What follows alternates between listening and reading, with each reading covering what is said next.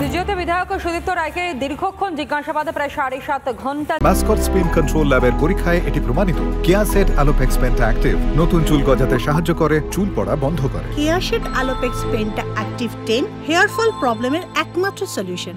জিজ্ঞাসাবাদের পর বেরিয়ে গেলেন সুদীপ্ত রায়। 3টি ফোন বাজেয়াপ্ত করা হয়েছে, ইতিমধ্যে ইডি বাজেয়াপ্ত করেছে এবং সুদীপ্ত ও তার 2 মেয়ের ফোনও বাজেয়াপ্ত করা হয়েছে। দুর্নীতি মামলায় সুদীপ্ত রায়কে জিজ্ঞাসাবাদ। রাজ্য মেডিকেল কাউন্সিল থেকে টাকা নেবার অভিযোগ স্বীকার, যদিও সই করলেও নিজে টাকা নিতেন না সুদীপ্ত রায়। দীর্ঘ জিজ্ঞাসাবাদের পর জানান তৃণমূলের বিধায়ক সুদীপ্ত রায়। আরও একবার জানাই, সিজিওতে বিধায়ক সুদীপ্ত রায়কে দীর্ঘক্ষণ জিজ্ঞাসাবাদ করা হয়। 7.5 ঘন্টা জিজ্ঞাসাবাদের পর বেরিয়ে যান সুদীপ্ত রায়। 3টি ফোন বাজেয়াপ্ত করা হয়েছে, যার মধ্যে তাঁর ফোন রয়েছে, তার 2 মেয়েরও ফোন রয়েছে এবং দুর্নীতি মামলায় সুদীপ্ত রায়কে জিজ্ঞাসাবাদ করা হয় 7.5 ঘন্টা। রাজ্য মেডিকেল কাউন্সিল থেকে টাকা নেবার অভিযোগ তিনি স্বীকার করেছেন, যদিও সই করলেও নিজে টাকা নিতেন না, এমনটাও জানিয়েছেন তিনি।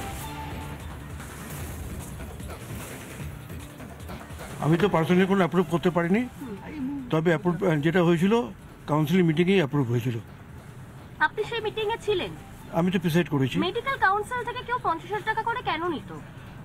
ওটা নিত যে অ্যালাউন্স দেওয়া হচ্ছে, মানে যারা চাকরি করে না বা কোনোভাবে অন্য কোনোভাবে যারা ইনকাম করে না, সেরকম 3 জন পেয়েছে আমি শুনেছি।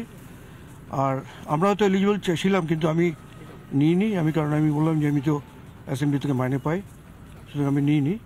আর আরও একজন ডক্টর হিরণময় স্যার, তিনিও নেননি। সুশান্ত রায়, কৌশিক বিশ্বাস, দেয়ার ভেরি রিনাউন্ড ডক্টর, তাদের কি প্রয়োজন পড়লো মেডিকেল? সেটা আমি বলতে পারবো না। যারা কোনোভাবে কোনো জায়গায় চাকরি করে না বা কিছু, তাদের জন্য একটা অ্যালাউন্স দেওয়ার একটা কথা হয়েছিল কি।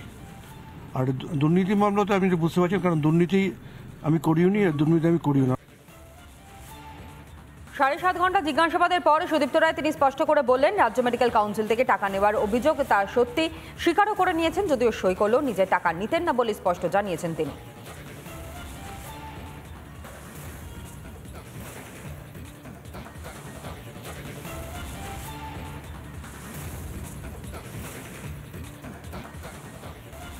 রাজ্যের স্বাস্থ্য ব্যবস্থা দুর্নীতি, আর সেই দুর্নীতি নিয়ে সরব হয়েছেন রাজ্য বিরোধী দলনেতা শুভেন্দু অধিকারী এবং তিনি যেমনটা বলছেন, সরকারকে চাঁচাছোলা ভাষায় আক্রমণে শানিয়েছেন। এমনকি বিরোধী দলনেতা যেমনটা দাবি যে চুরি জোচ্চুরি চলছে 2012 সাল থেকে, এমনটাই স্পষ্ট করে অভিযোগ করেছেন শুভেন্দু অধিকারী।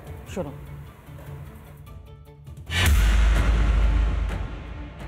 12 সাল থেকে তো আছেই, অনেক ফেক কোম্পানি তৈরি করে টেন্ডার নেওয়া হয়েছে এবং পরে টেন্ডারগুলোকে, আপনার কোম্পানিগুলোকে অবলুপ্ত ঘটানো হয়েছে। 16 সাল থেকে সুপার স্পেশালিটি হসপিটাল তৈরির নামে হাজার কোটি টাকা টেন্ডার না করে ম্যাকিন্টনস বার্নকে দেওয়া হয়েছে।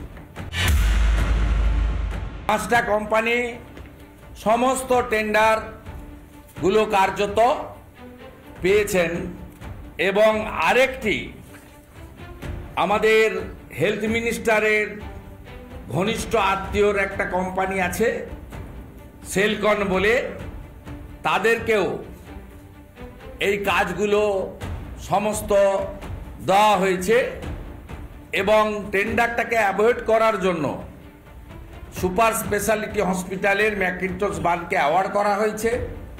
ডাক্তার নন সন্দীপ ঘোষ ধর্ষণ এবং খুনে অভিযুক্ত সন্দীপের রেজিস্ট্রেশন বাতিল করল রাজ্য মেডিকেল কাউন্সিল।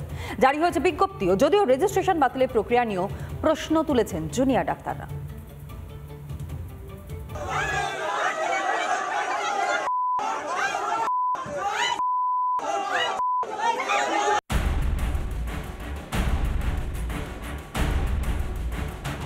আইএম এর সদস্য পদ আগেই বাতিল হয়েছিল। খুন ধর্ষণের অভিযোগে সিবিআই রাতে ধৃত সন্দীপ ঘোষের রেজিস্ট্রেশনও এবার বাতিল হলো। WBMCর চিঠিতে উল্লেখ, গত 6 সেপ্টেম্বর সন্দীপকে কারণ দর্শানোর নোটিশ পাঠানো হয়েছিল। সেই নোটিশের উপযুক্ত জবাব দেননি সন্দীপ, সে কারণে নথিভুক্ত চিকিৎসকদের রেজিস্টার থেকে তার নাম অপসারণ করা হলো।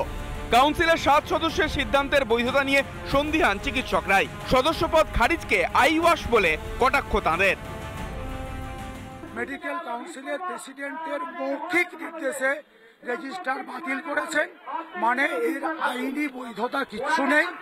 উনি কোর্টে গেলে উনি রেজিস্ট্রেশন ফিরে যাবেন, সেই পথটা ওনারা তৈরি করে দিন। ফোকাসটা যে দেওয়া হয়েছিল তার জন্য একটা মিটিং করতে হয়, সেই মিটিং করতে গেলে 14 জন কাউন্সিল মেম্বার হলে 2/3 মেজরিটি কোরাম বলা হয়, সেই কোরামটা কিন্তু ছিল। রাজ্য মেডিকেল কাউন্সিলের অবশ্য দাবি হয়েছে সব প্রক্রিয়া মাফিকই।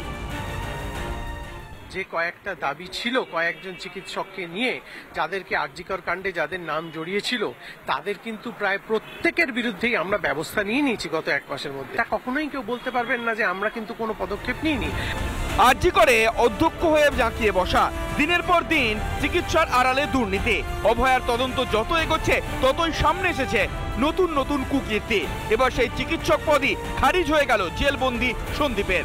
নামের সঙ্গে জুড়ে রইল খুন, ধর্ষণ আর দুর্নীতির নানা অভিযোগ। রিপাবলিক বাংলা।